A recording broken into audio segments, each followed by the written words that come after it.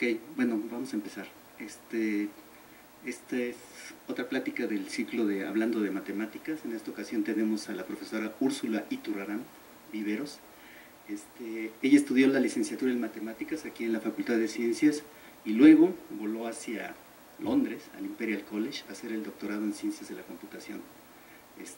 Regresó a México, trabajó algunos años en el IMP y desde el 2010 es profesora de tiempo completo aquí en el Departamento de Matemáticas. Hizo el doctorado en temas de computación, creo, entender, redes neuronales artificiales, y hoy nos va a platicar sobre ondas numéricas, que todo indica también se puede relacionar con redes neuronales. Entonces, bueno. Gracias, Héctor, gracias a todos por estar aquí.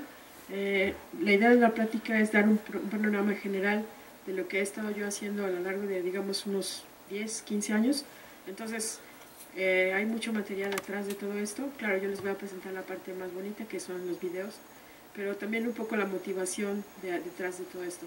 Entonces, bueno, yo empecé a trabajar con este tema de ondas numéricas cuando regresé de mi doctorado, porque entré a trabajar al Instituto Mexicano del Petróleo.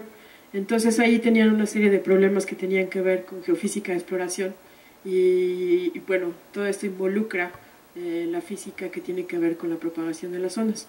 Entonces, bueno, como yo venía con un background de matemáticas y me gustaban las aplicaciones, bueno, me gustan las aplicaciones, entonces lo que yo me enfoqué fue, bueno, vamos a tratar de hacer los modelos numéricos para ver qué se ve, qué podemos decir de todo eso. Entonces, pues la primera cosa que nos preguntamos es qué es una onda. Muchas veces uno dice, bueno, pues es algo que se mueve. Se mueve, pero realmente es una energía la que se transmite, es como la ola del estadio, cuando se hace la ola. Entonces no es realmente que haya algo que se está moviendo, pero cada persona en su lugar se levanta y esa energía, digamos, que se transmite, y eso es lo que genera una onda. Entonces lo mismo pasa en cualquier otro medio.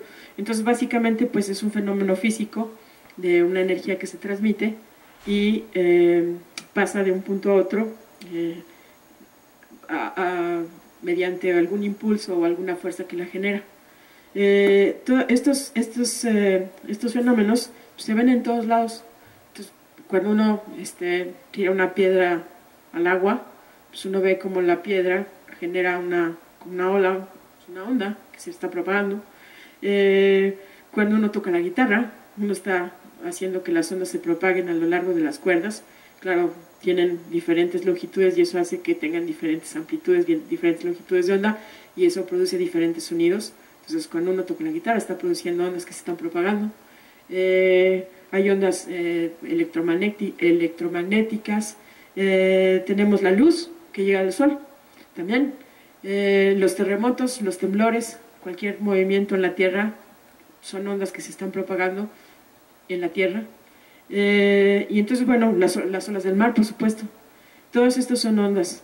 Entonces, bueno, para que ocurran debe haber una energía, un disturbio, una fuente, un disturbio, algo que provoque que se propague esta energía y que se propague en el medio adecuado.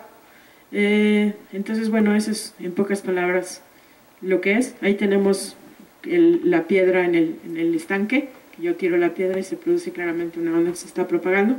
Además, también uno se da cuenta que más se aleja uno, menos ve el efecto de esa onda que se propagó.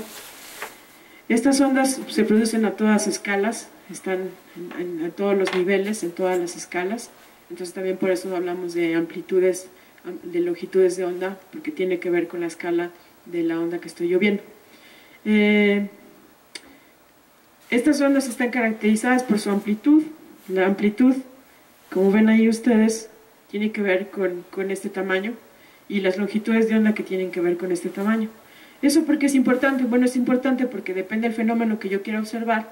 Yo necesito saber qué amplitudes, más bien qué longitudes de onda voy a considerar para poder ver algo.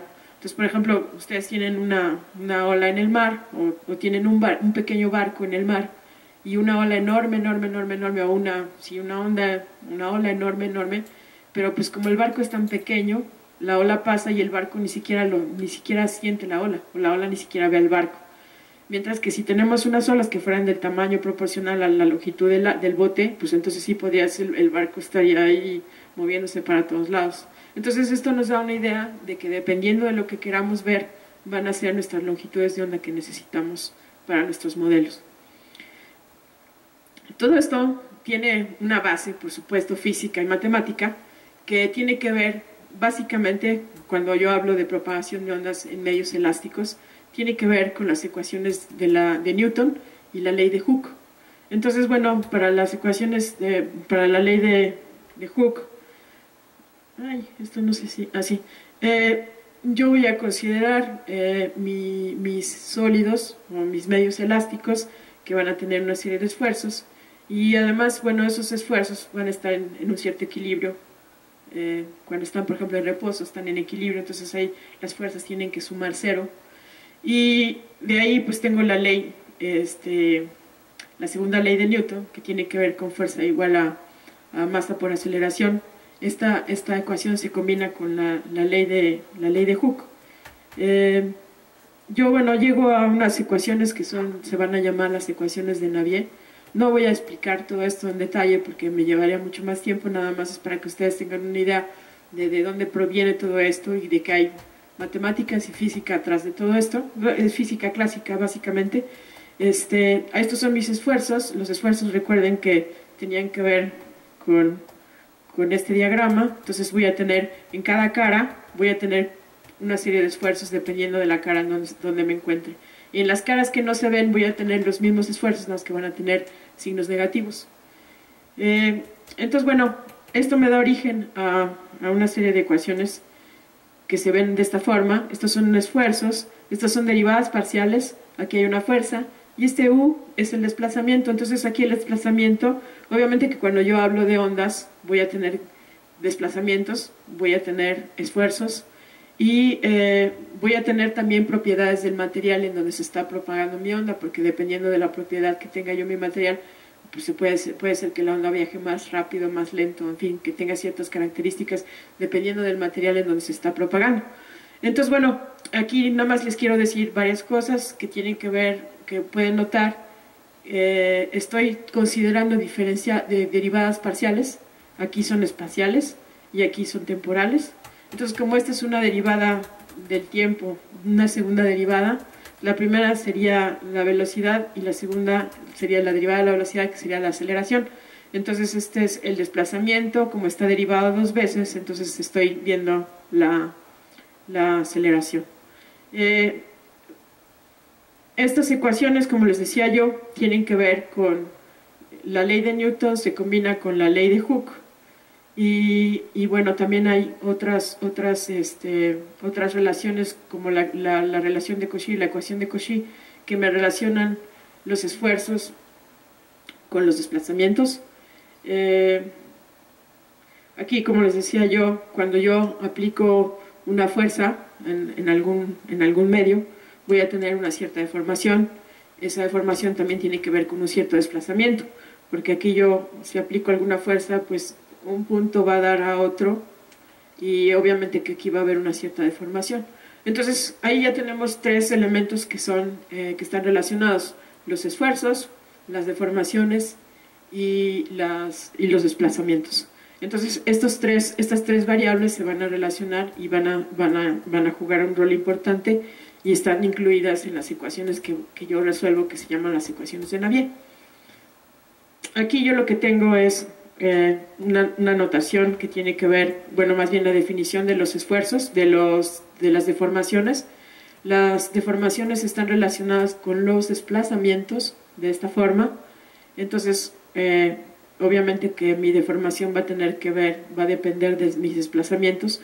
Y lo interesante es que luego los desplazamientos están relacionados también con los esfuerzos. Aquí es una forma matricial de ver de las deformaciones, y luego tengo una notación que le llaman la regla de Voigt, que son notaciones que se usan para simplificar en cierta forma las ecuaciones, pero bueno, la literatura pueden encontrar de una manera o de la otra, indistintamente. Luego, no sé si ustedes se acordarán de sus clases en la secundaria. Yo me acuerdo que estábamos haciendo experimentos con los resortes de los cuadernos, y veíamos, bueno, si lo pego a una madera y luego le pongo por ejemplo, una tapa de algún bote y luego en esa tapa pongo monedas, pues qué tanto se deforma ese resorte. Entonces, bueno, esa es la pregunta que Hooke se hizo y encontró una relación entre la rigidez del resorte y la fuerza que se necesita aplicar para que ese resorte se deforme una cierta distancia. Entonces eso se le conoce como la ley de Hooke. Y en estas ecuaciones pues viene dado, viene expresado como esto.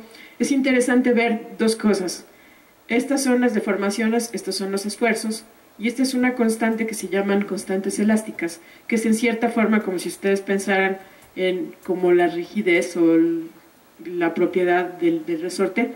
Y recuerden que estas deformaciones están relacionadas con los desplazamientos. Entonces aquí tengo una relación esfuerzo-deformación o esfuerzo-desplazamiento. Entonces, bueno, estas ecuaciones son las que me van a servir para poder ver lo que yo quiero encontrar. Es saber cuáles son mis desplazamientos después de un tiempo dado, si yo aplico una cierta fuerza o hago alguna perturbación en mi medio, cómo se va a propagar mi onda. Entonces, pues cómo se va a propagar, pues puedo ver los desplazamientos, puedo ver los esfuerzos, puedo ver las presiones. Entonces, bueno, aquí están los elementos importantes que en conjunto, la ley de Newton con la ley de Hooke me dan lugar a algo que se llama la ecuación de Navier, que no es la ecuación de Navier-Stokes, porque luego me dicen, la ecuación de Navier-Stokes. La ecuación de Navier-Stokes tiene que ver con flujos. Y aquí no estamos hablando de flujos, estamos hablando de desplazamientos, esfuerzos, deformaciones. Entonces ya se le conoce como la ecuación de Navier. También luego me dicen, la ecuación de onda. Bueno, la ecuación de onda que aparece normalmente en los libros, cuando ustedes ven sus libros de ecuaciones diferenciales parciales, van a ver que la ecuación que aparece son las ecuaciones de ondas acústicas, que está bien, pero lo que a mí me interesa resolver son las ecuaciones de Navier porque describen cuáles son los esfuerzos, las deformaciones y los desplazamientos en medios elásticos o en medios poroelásticos o en medios viscoelásticos, que ahora les voy a decir qué es todo eso. Pero bueno, básicamente como lo que yo me interesaba era estudiar cómo se propaga una onda en la Tierra, pues la Tierra es un medio elástico. Pueden ustedes decir, bueno, sí es elástico, pero también tiene poros, entonces se puede ver como que es un medio poroso también. Y también tiene ciertos mecanismos de disipación, entonces también se puede llamar medios viscoelásticos. Y todos estos mecanismos o todas estas características que les menciono tienen su contraparte matemática, entonces yo puedo incluirlos en mis modelos. Entonces, bueno, las ecuaciones que voy a resolver son estas. Nada más les menciono, aquí estoy tomando derivadas parciales. Entonces yo lo voy a hacer para casos muy sencillos, hay soluciones exactas, pero no, en general, digamos, un medio como la Tierra, yo necesito hacerlo numéricamente porque no hay ninguna solución analítica que me permita describir, que me permita tener una solución a ecuaciones cuando ya son medios más complicados. Ajá.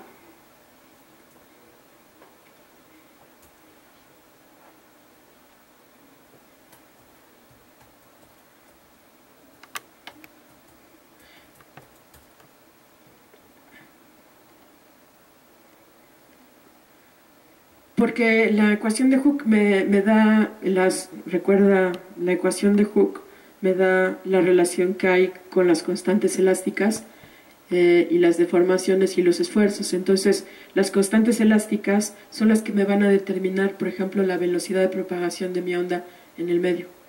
Entonces necesito considerar eso también. Esa es la razón.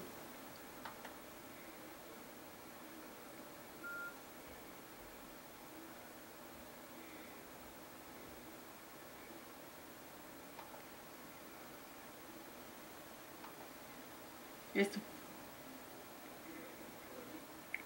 Pareciera que tengo todo ahí, pero la relación que hay de esto con estos es una cierta forma vía las deformaciones es muy importante. Y yo no tendría forma de relacionarlo incluso para saber las velocidades de la onda.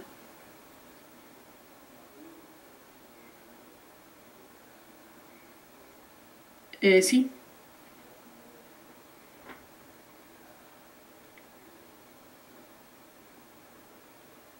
Sí, ajá, sí, sí, sí, sí.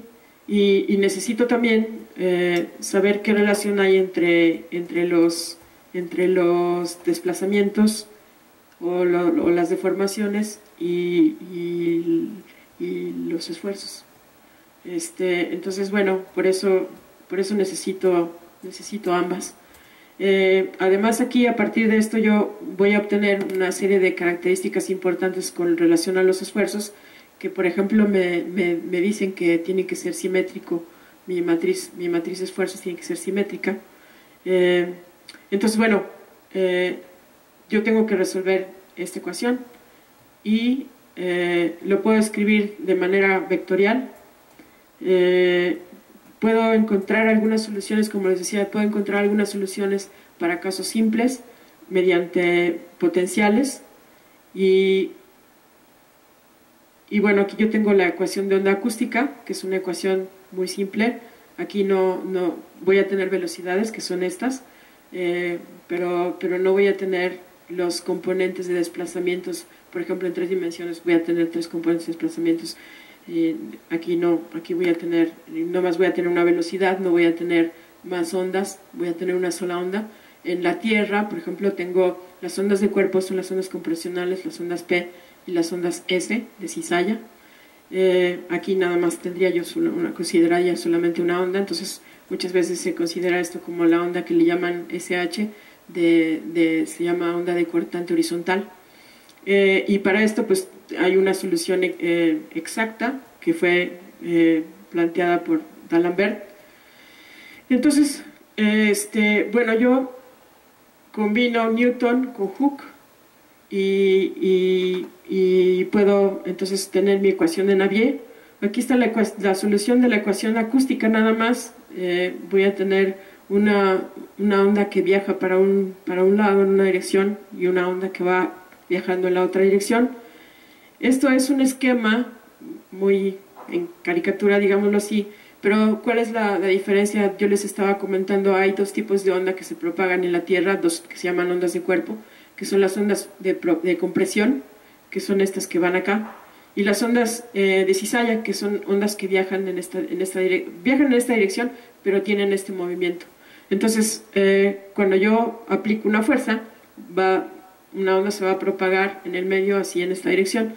Tengo que decir que las ondas compresionales, se llaman ondas P, viajan más rápido que las ondas de cizalla, las ondas S o de cizalla o de cortante también les llaman.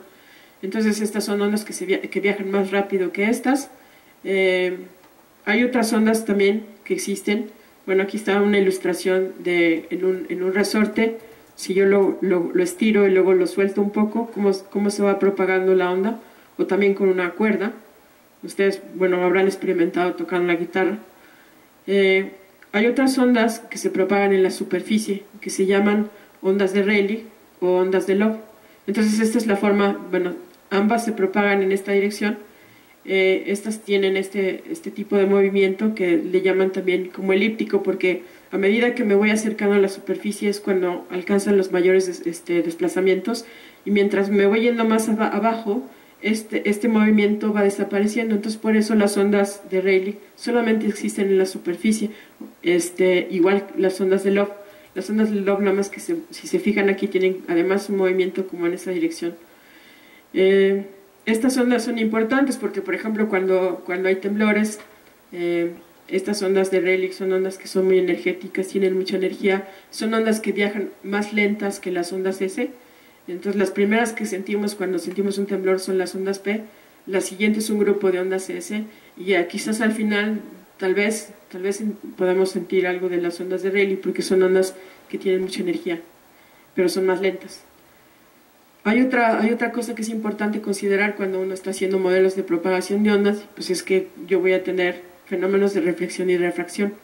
Entonces cuando yo tengo una onda que llega en un cierto medio, va propagándose y llega a otro medio, entonces dependiendo del ángulo de cómo incide la onda y las propiedades del medio, las velocidades, las densidades, voy a tener ciertos patrones de reflexión y de refracción. Entonces parte de la energía se va a transmitir de un medio al otro y otra parte se me va a regresar. Entonces una parte de la energía se transmite y otra regresa. Entonces todo esto yo lo voy a ver cuando, esto se llama por cierto la ley de Snell, lo voy a ver cuando haga mis modelos numéricos. Van a ver ustedes estos fenómenos.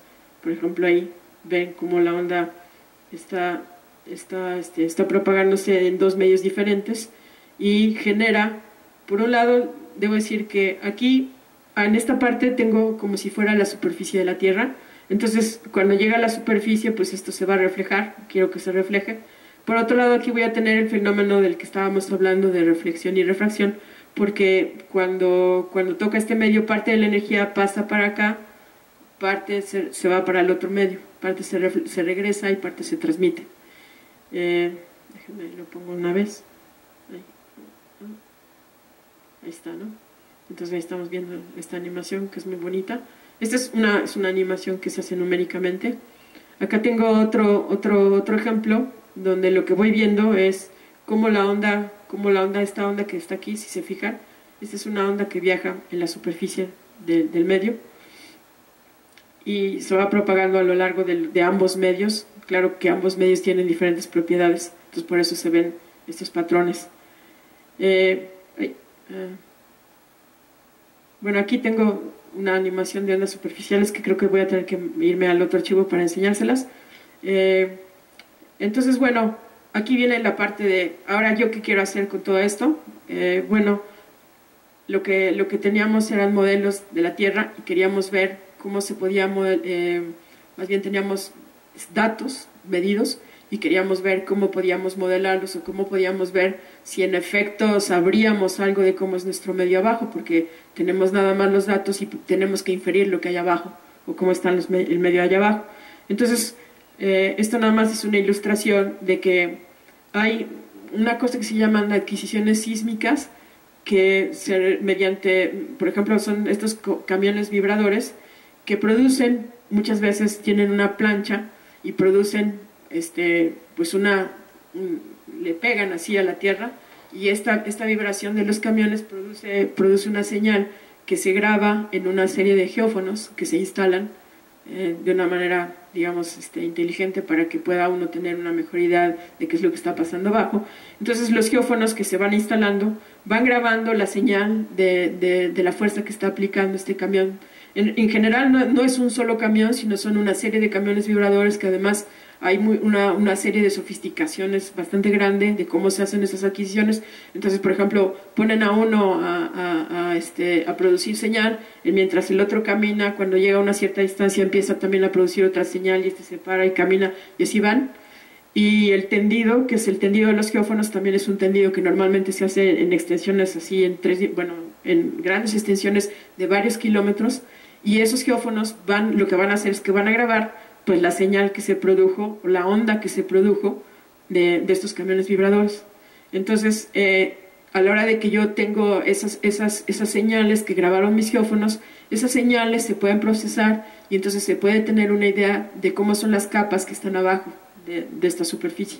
Entonces eso es importante porque les interesa tener información sobre las fallas geológicas, porque cuando hay una falla normalmente puede ser que haya, tal vez haya algo de aceite o de gas, pero a lo mejor con la fractura o la falla ya no se puede ver, ya se escapó, en fin, ¿no? Entonces es muy importante para los geofísicos, los que determinan en dónde se va a perforar un pozo, los que determinan la trayectoria de perforación de un pozo, tener la mayor cantidad de elementos posibles para poder tomar estas decisiones y ver dónde es el mejor lugar para perforar.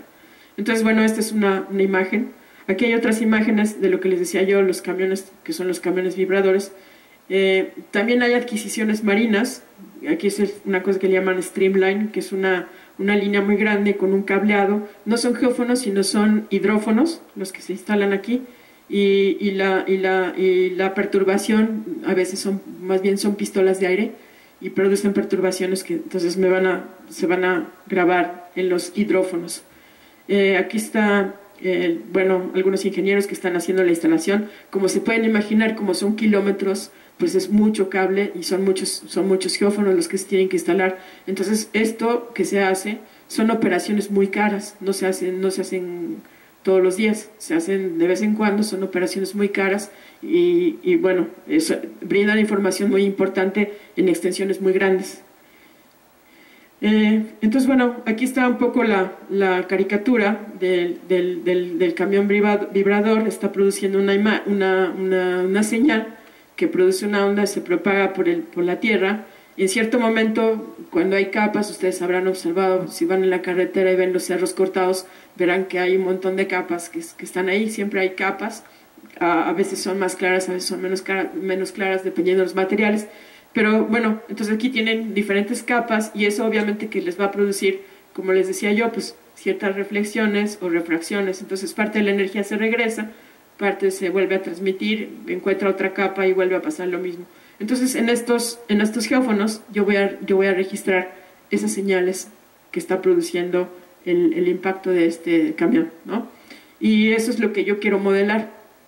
Bueno, entre otras cosas, esa es una de las cosas que quiero modelar. Hay otros problemas que también me van a servir para modelar. Ahora fíjense, lo bonito es que las mismas ecuaciones me van a servir para modelar a esta escala, que se llama escala sísmica, donde son varios kilómetros, o a escala de pozo, donde aquí va a haber otros problemas. Aquí lo que se hace es que se perfora un pozo y se meten diferentes herramientas que me sirven para medir lo que hay aquí alrededor del pozo. Y entre otras, una herramienta que se llama herramienta sónica, que es una señal, es un componente piezoeléctrico que produce una señal que hace que se propague una onda. Claro, la longitud de onda es más pequeñita aquí, perdón, la frecuencia aquí tiene que ser más alta que acá, o sea, la longitud de onda es más pequeña aquí que acá. Y lo que voy a tener es que acá también voy a poder modelar a una escala más chiquita, escala de pozo, también las ondas que se propagan. Entonces ese es el otro problema del que les quería yo platicar. Y entonces bueno, este es el esquema. Acá nada más les quería yo mostrar unos de los datos con los que hemos trabajado. Esto es le llaman una sección sísmica. ¿Qué es una sección sísmica? Bueno, pues es lo que grabé en una línea de geófonos y que lo procesaron. Entonces están las amplitudes, están en rojo las amplitudes más grandes y en azul las más chiquitas, o positivas y negativas. Y aquí están, digamos, están colocados los geófonos, que se llaman, lo que se recibe son trazas, y esto es el tiempo o la profundidad. Entonces si está relacionado, pueden ustedes verlo en tiempo o profundidad, y entonces van a ver aquí las diferentes trazas y las señales. Entonces estas señales pues me dan una idea de cómo están las capas aquí abajo, ¿verdad? Que es lo que yo quiero ver, o saber o entender. Entonces son datos que son de Texas, de un rancho en Texas. Ese rancho tiene estas dimensiones, bueno, esta forma, tiene 3 pozos que han sido productores. Tiene dos pozos que son más viejitos y uno que es más nuevo, aquí ya no me acuerdo cuál es cuál. En el pozo más nuevo tienen información más reciente con herramientas mejores, pero bueno, nos ha servido para hacer varios experimentos con estos datos, porque son datos reales, no son datos inventados. Es muy difícil, les voy a decir, es muy difícil conseguir datos reales, porque como es tan caro la adquisición, como les había yo contado ahora, no cualquiera, solamente grandes compañías tienen dinero para hacer esas adquisiciones. Entonces no son datos que uno pueda conseguir y que pueda bajar de internet. Entonces es difícil conseguir los datos. Una cosa que la gente está haciendo ahora es que, como estos métodos, por ejemplo, también se pueden ocupar para medicina, entonces ustedes se pueden hacer una tomografía. Una tomografía no es tan cara como hacer una sísmica de 3 dimensiones, y los procesamientos y las herramientas numéricas y la física es la misma. Entonces también se han empezado a usar, bueno, ya tiene mucho tiempo que se han usado también estas técnicas para hacer, por ejemplo, tomografías en el cuerpo, en fin. Es lo mismo, es las mismas técnicas numéricas. Entonces, bueno, todo esto me lleva a que, ok, tengo más o menos una idea de cuál es la física, tengo el problema, una serie de problemas que quiero modelar, y lo quiero resolver numéricamente. Entonces, bueno, voy a tener aquí todo un ecosistema, como le llaman ahora, todo un ecosistema de métodos numéricos que son muy variados, hay para todos los gustos. Hay algunos que obviamente que se vuelven los favoritos de uno porque uno aprende a manejarlos y entonces para uno es más natural, aunque evidentemente que hay que tomar en cuenta que hay ventajas y desventajas, cada método tendrá sus ventajas y sus bondades y sus demonios, ¿no? Entonces, bueno, tenemos algo que se llaman los métodos numéricos que usan mallas y los que no usan mallas. Bueno, podría yo hacer otra clasificación, lo puse así ahora, pero podría quizás clasificarlos de otra forma. Ahorita vamos a verlos así. Entonces voy a tener pues métodos, mis favoritos, porque son los primeros que aprendí, son las diferencias finitas, porque son muy fáciles de programar. Tenemos los métodos espectrales, que tienen que ver con algo que se llama la formulación débil de la ecuación de onda. Tenemos el elemento finito, que también tiene que ver con formulaciones débiles. Métodos espectrales, tenemos, ahora está muy de moda el Galerkin continuo y discontinuo. Son métodos muy poderosos que además me permiten tener una malla estructurada, pero no necesariamente una malla cuadrada con puros rectángulos, sino puedo tener tetraedros. El problema va a venir en cómo voy a construir yo esas mallas, ese es el gran problema. Métodos pseudoespectrales que tienen que ver con transformadas de Fourier. Los métodos de malla, bueno, aquí nada más puse los elementos de frontera, que es algo con lo que yo he trabajado, con los métodos indirectos, pero también hay métodos directos y métodos de funciones de base radial, que a lo mejor algunos de ustedes hayan visto alguna de las pláticas del doctor Pedro González Casanova, de aquí del instituto, que trabaja con estos métodos. Entonces, bueno, ¿cuáles son las ventajas? Por ejemplo, las diferencias finitas, pues son muy fáciles de programar. Yo aprendí, es relativamente sencillo. Se puede programar en una ecuación sencilla, la pueden empezar a programar ahorita y la acaban hoy mismo. Pero bueno, también tiene sus limitaciones. Entonces, bueno, se usan mallas regulares. Cuando uno quiere usar mallas que no son regulares, se meten problemas rápidamente. Y bueno, este es más o menos bueno, y el mallado, pues también, el mallado, pues es simple, pero no me permite ver o modelar estructuras o geometrías muy complicadas. Ese es el problema. Luego tengo los métodos que son sin malla, pues por ejemplo los métodos de elementos de frontera. En esos métodos yo puedo reducir la dimensión de mi problema porque nada más voy a discretizar mi frontera, no voy a discretizar todo el medio. Entonces, por ejemplo, si tengo en 3 dimensiones y discretizo mi superficie, pues tengo una superficie que va a estar en 2 dimensiones.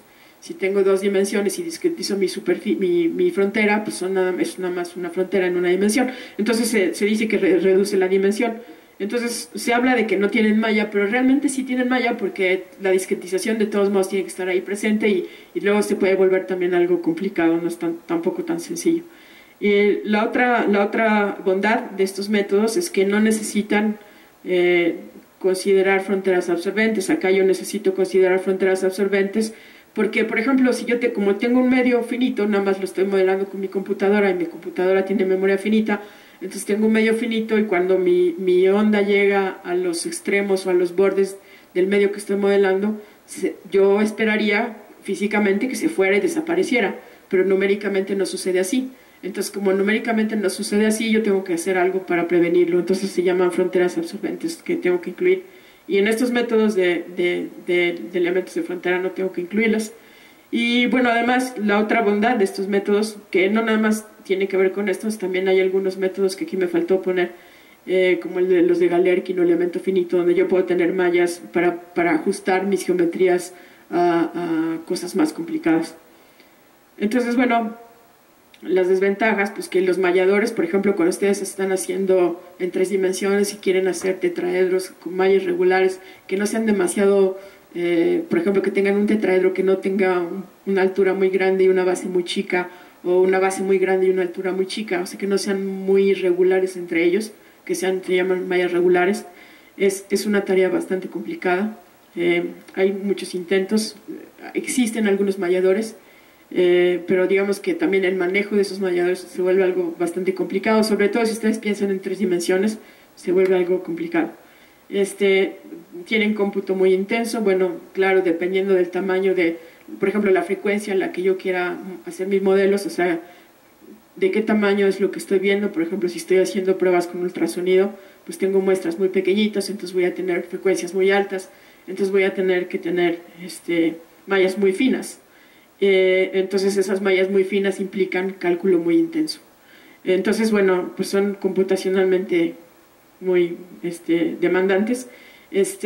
Algunos métodos no pueden tener geometrías muy complicadas, como por ejemplo las diferencias finitas que yo ocupo pues son rectangulares o cuadradas, entonces no me permite tener cosas curvas o geometrías más complicadas como las capas de la Tierra, ¿no? Necesitan fronteras absorbentes. Los métodos sin malla, pues ya vimos que no necesitan, bueno, reducen la dimensión, no tengo que usar malla, aunque realmente les digo sí tengo que esquetizar mi superficie. Y bueno, las funciones de base radial tienen el problema de que generan o dan lugar a matrices que son muy mal condicionadas, entonces eso se vuelve un problema. Bueno, entonces bueno, ahí está más o menos como un panorama muy general de algunos métodos numéricos. Entonces aquí les voy a hablar de un problema que empezamos a trabajar hace mucho, que tenía que ver con, bueno, ok, tengo un medio y quiero que haya una grieta, ¿y qué pasa, no? Entonces, bueno, lo primero que decíamos es podemos construir una solución analítica y a partir de eso nos va a servir para validar nuestros métodos numéricos. Entonces, bueno, hicimos eso, construimos una solución analítica. A partir de una solución que había publicada por Sommerfeld, superpusimos una grieta semi-infinita que iba de este lado con una del otro lado, porque Sommerfeld dio la solución analítica para este caso.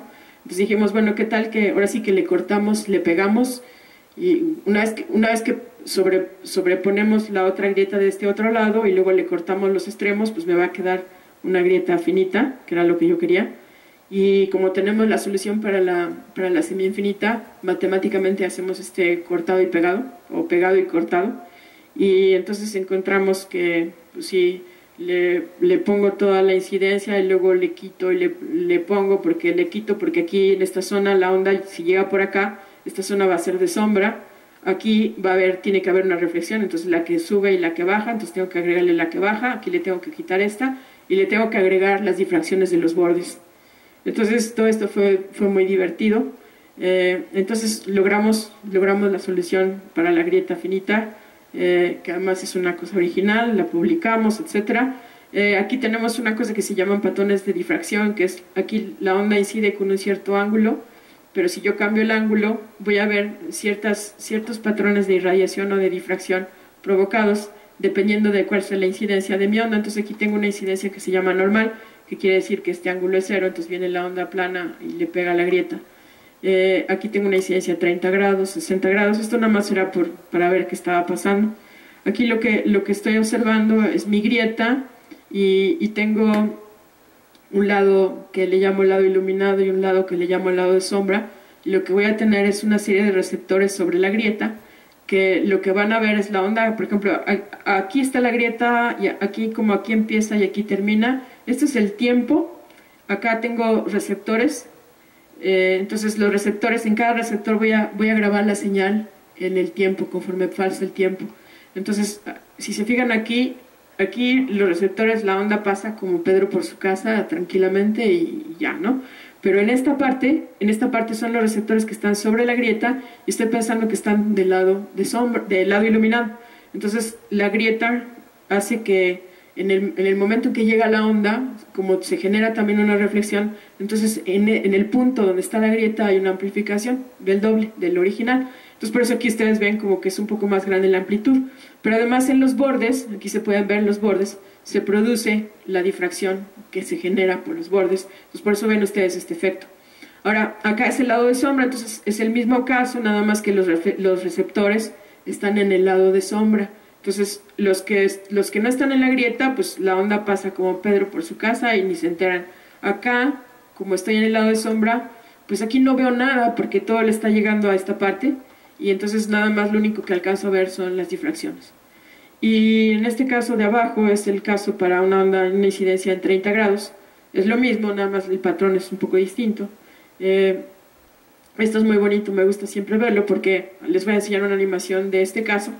Aquí está, lo que estoy viendo es la grieta, la onda viene de aquí abajo, entonces cuando llega a la grieta, pues se produce, como decíamos, una parte se difracta, en los bordes se va a producir una difracción, acá se va a producir una reflexión, que es lo que causa esta onda que va bajando, y aquí si se fijan, este frente de onda pasó, pero los efectos de difracción de los bordes van a causar eventualmente que el frente de onda que aquí se ve se vaya recuperando después de un cierto tiempo y ya no se enteró de que pasó por una grieta. Acá también estoy con ultraincidencia. Entonces todo esto fue hecho con la solución analítica y la ventaja de esto es que teníamos una forma de validar nuestros métodos que íbamos a usar métodos de elementos, usamos elementos de frontera. Entonces ahí está la grieta, quería enseñarles, esta es la animación. Esa es la solución analítica, o sea, no estoy haciendo más que programar la solución analítica. Entonces esta solución analítica, pues es una solución que es muy rápida de calcular, entonces no me costó nada haberlo hecho. Estoy con condiciones de frontera libre en la grieta y la ecuación que resuelvo es, a ver si la tengo aquí. Aquí tengo los desplazamientos totales. Lo que quiero son los desplazamientos. Entonces los desplazamientos totales están dados por esta ecuación. Si están interesados, si estás interesado, te puedo dar, les puedo compartir el artículo donde están los detalles de cómo resolvemos y obtenemos esta solución. Porque estoy considerando que la grieta es una superficie libre que va a reflejar la onda que llega. Entonces, bueno, ahí está la animación. Eso les digo, eso es algo muy, nada más es una cosa analítica. Entonces, a partir de eso dijimos, bueno, como con la solución analítica puedo hacer solamente casos muy sencillos, ahora lo que quiero es encontrar los desplazamientos para casos donde tengo grietas con otras formas. Entonces, por ejemplo, aquí, como era muy fácil definir esta superficie, pues la incluí. Entonces, esto lo hicimos con el método de elementos de frontera y discretizamos esta curva. Y aquí está otra, o sea, ya era una gama de posibilidades, podía yo discretizar la frontera que yo quisiera, entonces, y ver qué pasaba. Entonces, eso nada más fue para diversión. Lo hicimos para el caso PCB, o sea, cuando hay ondas de compresión y ondas de cizalla verticales. Aquí pintamos de rojo las ondas P y de verde las ondas S, incidiendo una onda P, y aquí incidía una onda S. Entonces, bueno, eso nada más era porque cómo podíamos separar la onda P de la onda S y pintar los diferentes colores. Aquí es otro experimento que hicimos también con el IBM porque queríamos hacer un poquito como de inversión. Si yo veo este patrón de onda, ¿qué fue el difractor que lo causó? ¿Cuál era la forma del difractor que lo causó?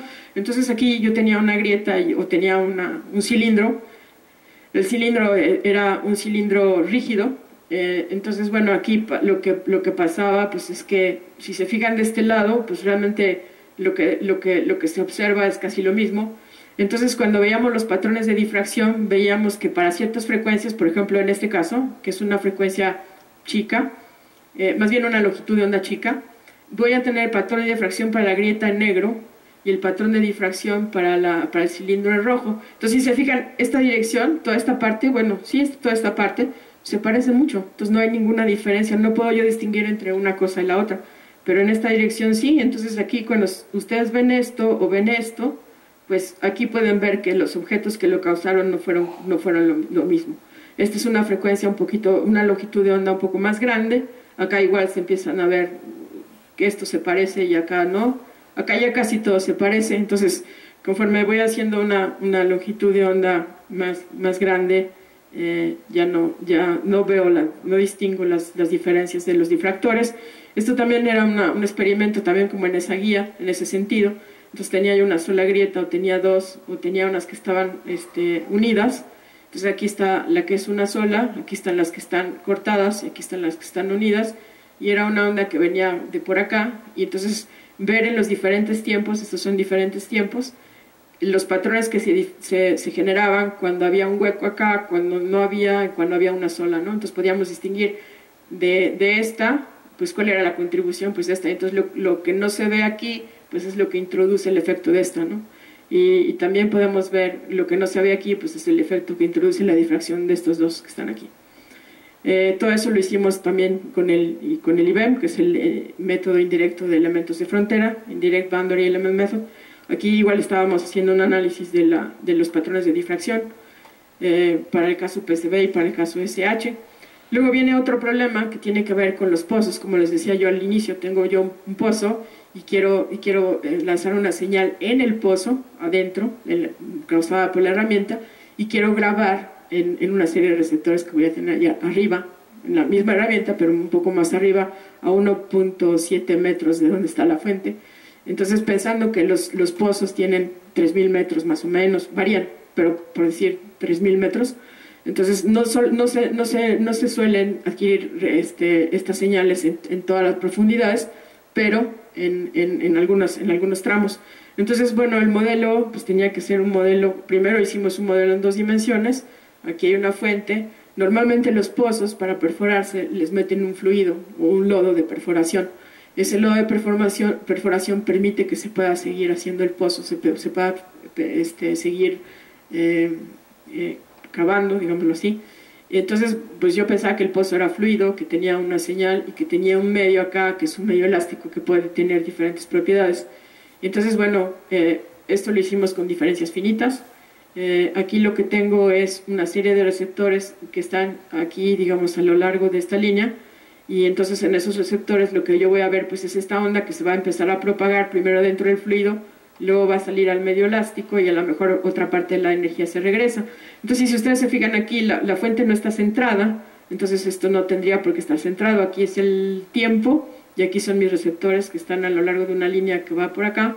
Entonces, por aquí está la fuente, entonces la fuente empieza a mandar se propaga una onda, se va registrando en los receptores que están vecinos.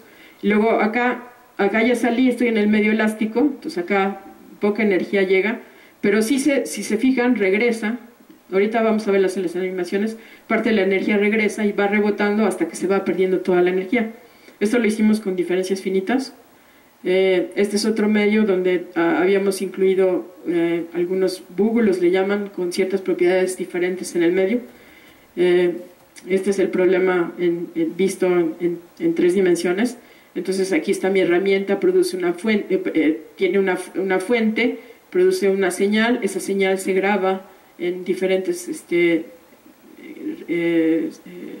receptores que están acá arriba. Hay 1.7 metros entre la fuente y el primer receptor.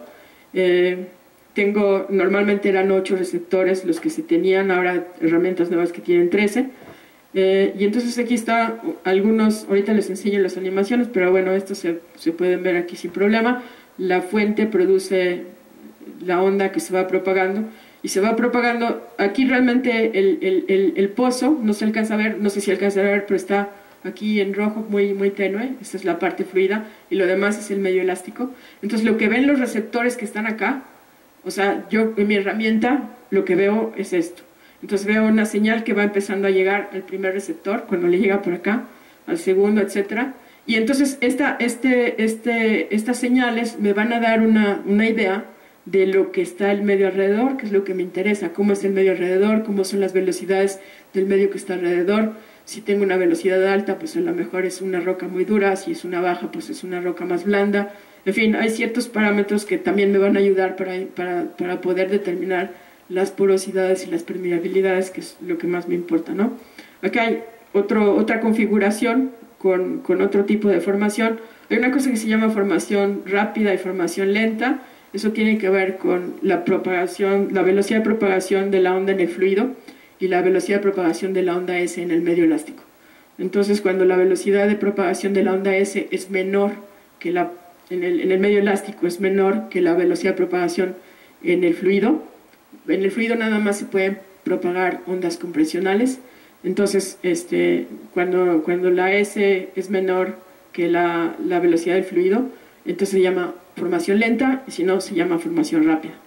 Aquí unos ejemplos con diferencias finitas, porque si se fijan, estos son el mismo tipo de señales que fueron obtenidas mediante un modelo con diferencias finitas y teníamos una solución exacta, que es en rojo, y la solución en azul, que son las diferencias finitas. Aquí lo único que es un acercamiento de la primera y de la última traza, pero bueno, esto nos daba una idea, una cierta seguridad de que lo que estamos haciendo está bien.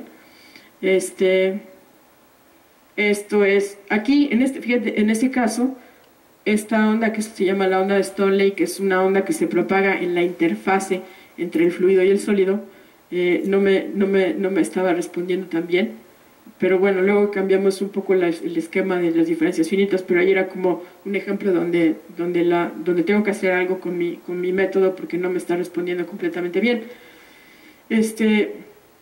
Estas son algunos, se llaman fotografías instantáneas, snapshots de un modelo, también de un pozo, nada más que esto lo estoy haciendo se llaman 2,5 dimensiones. Realmente estoy discretizando en 2 dimensiones el espacio, pero estoy modelando algo que es en 3 dimensiones. Entonces ustedes imagínense una puerta, entonces imagínense que donde están las bisagras está el pozo, y la puerta es el medio elástico, entonces ustedes le pueden dar la vuelta, así, todo, y tienen un medio que es en 3 dimensiones, que claro que va a tener solamente simetría radial con ese eje, ¿no? Entonces aquí lo que estoy viendo es, el pozo está aquí a lo largo de esta parte, es muy, muy delgadito, y la señal se empieza a propagar. Entonces este es un modelo en 2 dimensiones en diferentes tiempos, cómo se va propagando. La ventaja de esto es que como son 2 dimensiones es más barato de hacerlo, no necesito tanto tiempo para modelarlo. Esto es para otra frecuencia, porque cuando tengo formaciones rápidas o lentas, no puedo ver, con las lentas no puedo ver las ondas, los arribos de las ondas S también. Entonces hay una cosa que se llaman registros, fuentes dipolares, monopolares y dipolares. Entonces se tienen que usar fuentes dipolares, que lo único que son es que las monopolares es como si ustedes tuvieran una explosión y ya más explota, y las dipolares es como si tuvieran un par de, no explosiones, pero tal vez una fuerza que va para arriba y otra que va para abajo. Entonces, bueno, aquí podíamos jugar también con los medios y podía decir, tenemos el lodo, luego la herramienta, luego tenemos un lodo externo, luego tenemos algo que le llaman el casing, que es el cemento que le ponen al pozo para que no se vaya a derrumbar, y luego la parte de la formación. Claro, esto igual tiene sus desventajas, porque cuando hacen esto, pues están alterando la formación, y lo que voy a ver aquí a lo mejor